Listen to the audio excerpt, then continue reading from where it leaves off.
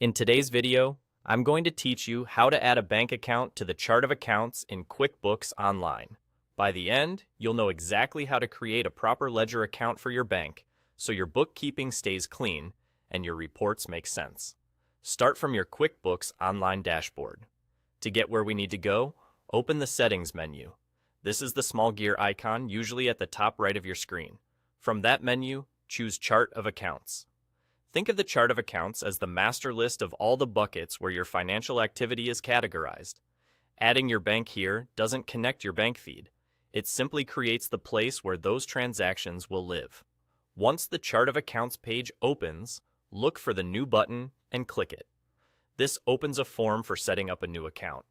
We'll keep things straightforward and only focus on what matters for a bank account. In the Account Type field, select Bank. This choice is important because it tells QuickBooks to treat this account like cash, allowing deposits, checks, transfers, and proper cash basis reporting.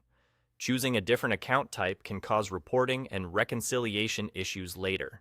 Next, set the detail type. Pick checking if this is your day-to-day operating account where you write checks, pay bills, and receive deposits. Choose savings if it's an account you use to set aside funds or earn interest.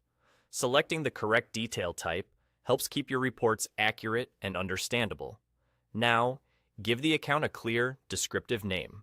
A best practice is to include the bank's name and something that differentiates it from other accounts, such as operating checking, bank name, or savings, bank name. If you manage multiple accounts at the same institution, add a short identifier like the last 4 digits to make reconciliation easier. Keep it professional and avoid including any sensitive information. When those fields look good, click Save and Close. You'll return to the chart of accounts, where your new bank account will appear in the list with an account type of bank. If you don't see it immediately, try filtering by account type or searching by the name you just entered. That's it. You've added a bank account to your chart of accounts. Remember, this step creates the ledger account. If you plan to connect a live bank feed or import transactions, that's a separate process you can handle afterward. For now, your books have the right structure in place to keep transactions organized and reporting accurate.